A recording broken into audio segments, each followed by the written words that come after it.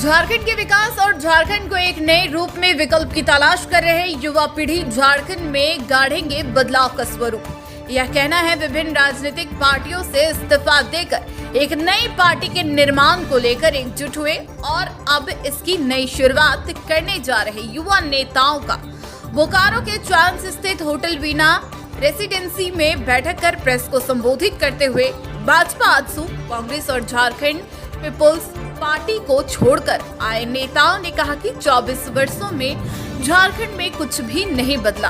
सभी ने अपनी पार्टी का हवाला देते हुए कहा कि वर्षों से अपनी पार्टी में रहकर पार्टी के लिए काम किया और तन मन धन से सेवा की, मगर जिस सोच को लेकर पार्टी में आया था उससे सिर्फ निराशा ही हाथ लगी।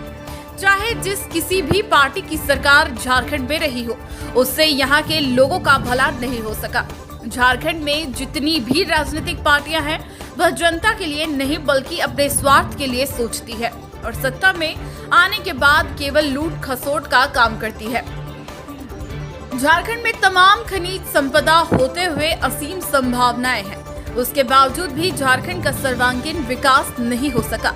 इसलिए हम सब मिलकर अपनी पार्टियों से इस्तीफा देते हुए एक नई पार्टी का निर्माण करने जा रहे हैं और एक नई रूप में विकल्प की तलाश कर रहे हैं, जहां पढ़े लिखे और नई युवा पीढ़ी के सोच को सामने लाएंगे, लोगों को जोड़ेंगे, जिसमें व्यक्तिगत महत्वाकांक्षा नहीं होगी बल्कि लोकतांत्रिक तरीके से चुनाव होगा और उसी प्रक्रिया के तहत काम करेंगे। बैठक के दौरान सभी ने एक साथ विकासशील झारखंड का परिकल्पना करते हुए संकल्प लिया और आने वाले विधानसभा चुनाव की तैयारी की भी बात कही। हालांकि अभी नई पार्टी का नाम की घोषणा होना बाकी है।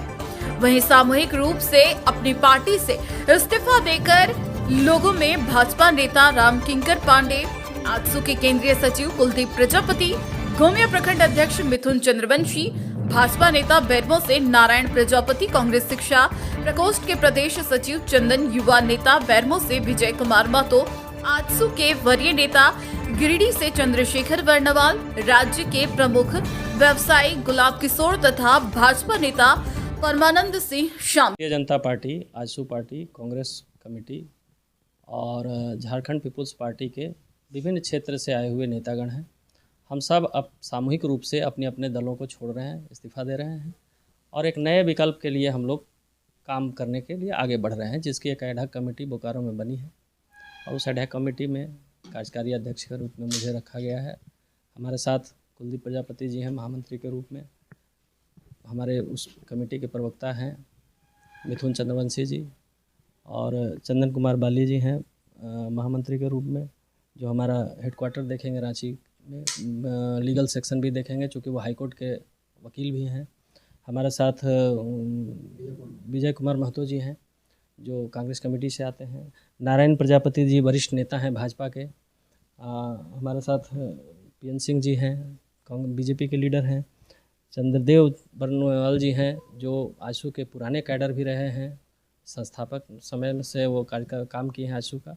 लेकिन सबको जो निराशा हुई है, सब हम लोगों ने तय किया कि क्यों ना झारखंड स्तर पर एक विकल्प देखा जाए, क्योंकि स्थिति यह है कि दो ही टीमें खेल रही हैं ग्राउंड में और जनता निराश होकर कभी उस पर दांव लगाती है, कभी उस पर दांव लगाती है और दोनों की स्थिति ऐसी है कि वो निराश करते हैं। एक के निगेटिव रिमार्क का फ़ायदा दूसरे को मिलता है, ऐसा नहीं है कि कोई अपना पॉजिटिव रिमार्क लेकर के आ रहा है, यानी कोई गलत हो रहा है तो उस गलती को हटाने में किसी को मौका मिल रहा है, कोई सही नहीं हो रहा है। तो हम लोगों ने तय किया कि हम सब इंटेलेक्चुअल क्लास से आते हैं, हम पढ़े लिखे लोग हैं, हम यंग जनरेशन से बिलोंग करते हैं।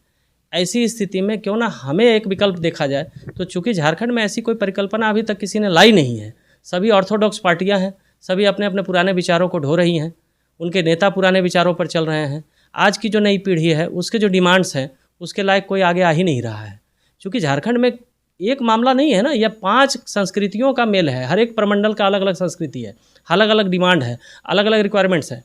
तो उस हिसाब से कोई सोचता ही नहीं है।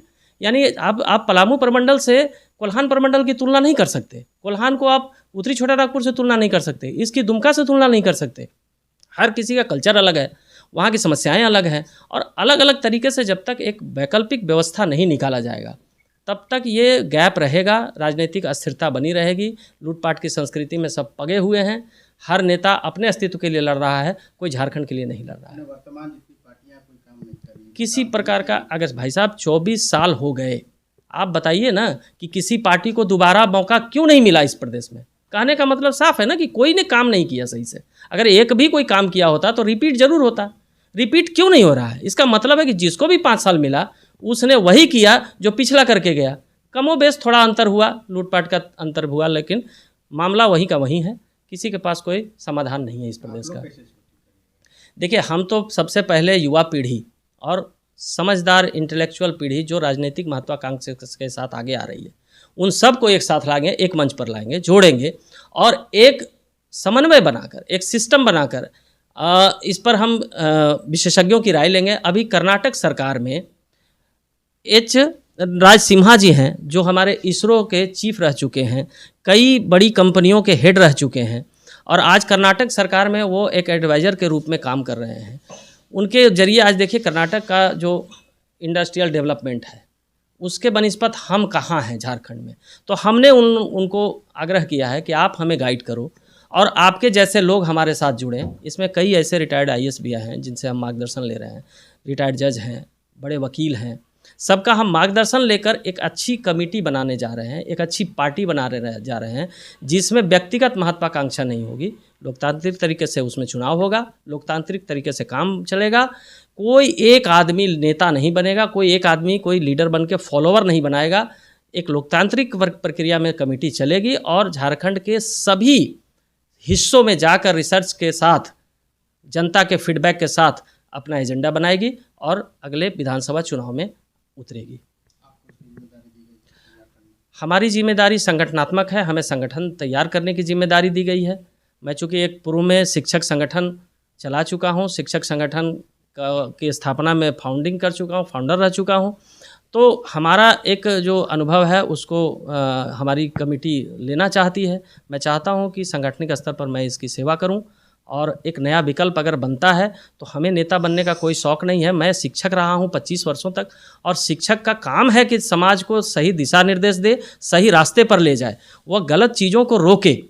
तो हमारा एक नैतिक दायित्व है कि मैं 25 वर्ष तक जिस काम में था, अगर मैं इस अनुभव को झारखंड के प्रगति में नहीं ला सका तो मेरा जीना बेकार हो जाएगा। लोकसभा तक तो हम लोग अपने संगठन पर काम कर रहे हैं, लेकिन विधानसभा में निश्चित रूप से हम लोग अपने प्रत्याशी उतारेंगे, बिल्कुल तैयारी है। आजसू में चूँकि कहीं ना कहीं जीवन की, जब मैं शिक्षा के बाद अपने जीवन की नई पारी की शुरुआत कर रहा था तो आजसू में राजनीतिक जीवन की शुरुआत किया, लेकिन जिस लालसा से मैं राजनीति में आया था मैं वो कर नहीं पाया। क्योंकि मैं एक ग्रामीण क्षेत्र से आता हूं और लोगों की समस्याओं को बहुत जड़ से देखा हूं। लोग बात कुछ करते हैं, वादा कुछ करके जाते हैं और समाज में वो काम नहीं कर पाते हैं जिसकी लोगों को जो ज़्यादा ज़रूरत है समाज में। क्योंकि हम झारखंड में एक बदलाव लाना चाहते हैं, क्योंकि हमने ये देखा है कि अभी झारखंड में बदला क्या है 24 वर्षों में। हर साल सरकारें बदलती है तो स्कूल और स्कूल यूनिफॉर्म का कलर बदलता है। अगर समस्याएं हैं लोगों के पास, आज देखिए वैसे गरीब बुजुर्ग जो जिस जगह पे आधार कार्ड का काम होता है, जिस भी कार्यालय में अगर उनके आधार में गलती पाई जाती है तो वो साल, 1.5 साल, 2 साल चक्कर काट काट के मर जाते हैं, लेकिन उनका सुधार नहीं हो पाता। सरकार में कहाँ कमी है? हम पूरे झारखंड में वो सिस्टम लाना चाहते हैं ना कि लोगों को कहीं भी किसी तरीके का कोई परेशानी ना हो। अगर आधार कार्ड में कमी है तो बगल में ही आपका वो कार्यालय होगा जहां आप तुरंत आधार को सुधारेंगे। आज शिक्षा का क्या स्तर है? आज स्कूल का टीचर पढ़ाने को छोड़ के वो मिड डे मील का खाद्यान्न लाने के लिए पता नहीं प्रखंड कार्यालय का चक्कर काटता है। तो ऐसी व्यवस्थाएं आजसू देखिए सर, राजनीतिक या समाज सेवा करने के लिए कोई प्लेटफॉर्म की ज़रूरत नहीं होती। हमें लगा कि हम सभी शिक्षित लोग मिलकर, क्योंकि अभी हमारे अध्यक्ष महोदय ने कहा कि हमें नेता बनने की शौक़ नहीं है, हम पूरे झारखंड में नेतृत्व क्षमता जगाने का काम करना चाहते हैं। कहने का मतलब है आंसू में रहें, लेकिन आंसू आपने देखा कि धरातल पर वो भी नहीं सर, अभी तक तो कहना नहीं चाहिए, लेकिन कुछ पार्टियां हैं झारखंड में जो शायद सभी लोगों के लिए सर नहीं है, कुछ पर्सनल लोगों के लिए पार्टियां हो सकती है। मुझे यही महसूस हुआ। सर बदलाव आएगा झारखंड में, हम बदलेंगे झारखंड को। सर बदलाव आएगा अगर झारखंड पूरे भारत में एक ऐसा राज्य है जो 40% यहाँ से सर सब्सिडी जाता है केंद्र सरकार को, लेकिन झारखंड में सर जो विकास होना चाहिए, झारखंड का जो स्वरूप होना चाहिए वो नहीं हो पाया। सर वक्त लगेगा, लेकिन हम झारखंड को बदलेंगे। आखिर कैसे विश्वास करेगा जनता? सर कैसे विश्वास करेगा? अभी कुछ एक नई पार्टी उभरी है जिसको जो लोग भीड़ देखकर कहीं भी किसी को जो पार्टी आती है, झारखंड की हो या केंद्र की हो, जो पार्टी आती है, लोग किसी फिल्म स्टार के नाम पर देखने के लिए उस सभा को जाते हैं। हम तो सर उनके भविष्य की बात करेंगे और उनके लिए, चूंकि हम अपने लिए इस पार्टी का गठन नहीं कर रहे, हम तो उनकी भविष्य निर्माण के लिए जाएंगे। लोग हम पे भरोसा करेंगे, हमारे साथ जुड़ेंगे लोग। चूँकि सर अब तो मुलाकातें होती रहेगी, अभी तो ये नहीं, अब आगे आगे देखिए कि हम क्या कर पाते हैं, लेकिन करेंगे सर। भरोसा जीतने में आप कामयाब होंगे? एकदम कामयाब होंगे, क्योंकि हम इसी मिट्टी में पले हैं, इसी मिट्टी में पैदा हुए हैं, पले हैं और बढ़े हैं, और इसी मिट्टी के लिए कुछ करके जाएंगे। क्योंकि वो होते ना सर कि ज़िंदगी हर किसी को मौका नहीं देती है। अगर हम इतने लोग आज एक मंच पे आए विभिन्न दलों से, अगर एक मंच पे आकर एक पार्टी का निर्माण कर सकते हैं। जब अभी आपने कहा था कि कांग्रेस, बीजेपी और आजसू तो ठीक है, पर कांग्रेस कैसे, जब हम साथ आ सकते हैं तो हम कुछ भी कर सकते हैं झारखंड के लिए। मेरा मिथुन कुमार चंद्रवंशी, गोमिया से हूँ। और आपको क्या लगा कि क्या कमी दिखा कि आप छोड़ करके आप संगठन में जुड़ गए? देखिए, मैं आज मेरा कांग्रेस परिवार में एक छोटा सा सिपाही हूँ, और मैंने कांग्रेस परिवार को जितना थोड़ा सा, मैं छोटा सिपाही बहुत छोटा ही सिंचाऊँगा, तो 16 साल से हमने सींचने का काम किया। मैं भी, अगर मैं समझता था अपने आप को कांग्रेस का परिवार का एक सदस्य, तो मैंने भी कहीं ना कहीं सींचने का काम किया। लेकिन समय बीतता गया और देखा कि लोगों को झूठा आश्वासन दिया जाता है। जो लोग विधानसभा में पहुंचते हैं वो लोग लूट मचा के रखे हुए हैं।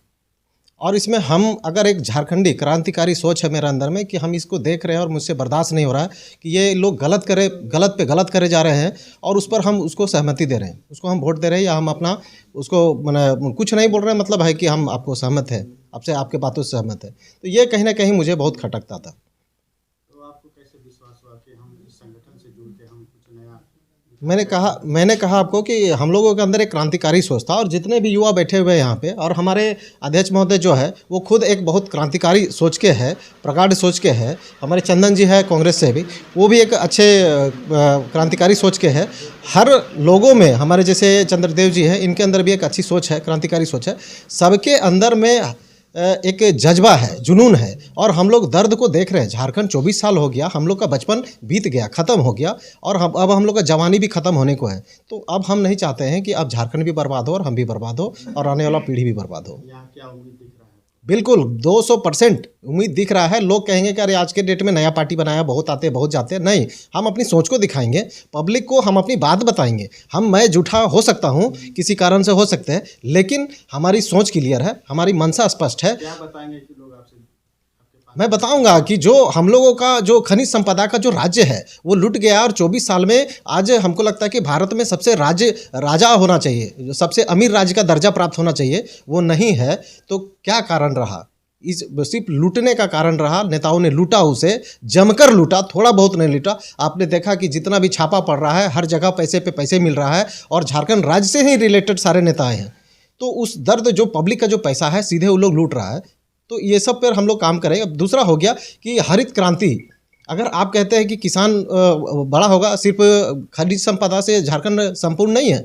आपका किसान भी जो है, किसान का कोई पूछ नहीं है झारखंड में, कोई मतलब नहीं है, कोई सरकार के पास कोई गाइडलाइन नहीं है कि किसानों को हम आपका चिन्हित करें। जैसे आंदोलनकारी को जिन्होंने आंदोलन किया, उनका लिस्टेड है, डायरी में है, नोट में है, सरकार की संज्ञान में है, लेकिन कोई ऐसा किसान है जिसका संज्ञान में है? सरकार तो कह रही है कि हम माफ़ कर देंगे, किसान माफ़ कर देंगे, चलिए अच्छी बात है, लेकिन आप बताइए कि आपके अंदर में वो लिस्टेड कहाँ है लोग, कि कितने किसान किस क्षेत्र में हैं? किसी की खोजबीन है? कुछ नहीं है। उनका इंश्योरेंस, उनके बाल बच्चे क्या खा रहे हैं, गरीबी में है, और वही सबसे दबे कुचले हैं। इस विषय पे कोई नहीं सोचता। हम लोग ग्रास रूट पे बात करेंगे, ग्रास रूट पे काम करेंगे। 2-4 मुद्दे ऐसे बताएं जिससे लोग प्रभावित हो। जरूर, जैसे कहने का मतलब है, अभी देखिए शिक्षा बेसिकली लोग राजनीतिक में आते हैं तो सामाजिक भाव से आते हैं, समाज सेवा के भाव से आते हैं, लेकिन समय बीतता चला जाता है और वो गलत तरीके से अपने आप को प्रोजेक्ट कर देते हैं। लेकिन हम लोगों का मानना है कि कोई भी हो, कितना बड़ा बादशाह हो, कोई दिक्कत नहीं है, सब काम करे। पब्लिक ऐसा प्लेटफॉर्म है जो जिसको भी चाहेगा, जो अच्छा काम करेगा पब्लिक उसको चाहेगा। तो हम लोग ऐसा काम करना चाहते हैं जैसे हम लोग किसान पे काम करना चाहते हैं। हम लोग ओबीसी वर्ग जो हो गया, एसटी एससी हो गया, तो उन लोग के लिए स्पेशल काम करना चाहिए। जो शिक्षा के स्तर पे हो गया, हम लोग कोचिंग क्लासेस का जो है हम लोग के पास अच्छा व्यवस्था है। सिर्फ ये मतलब पूरा झारखंड लेवल की अभी मैं बात बता रहा हूँ। दूसरा चीज़ हो गया कि किसानों के लिए जो है हम लोग के पास एक माकूल व्यवस्था है, जिसको हम लोग आने वाला समय में हम लोग दिखाएंगे उसको कि कैसे हम लोग डायरेक्ट बिना पार्टी के, बिना सरकारी मदद के हम लोग कैसे उसको लाभान्वित करके उसको आगे ला सकते हैं। जैसे तो आप देख रहे हैं कि कई राजनीतिक पार्टियां हैं, लेकिन यहाँ झारखंड में एक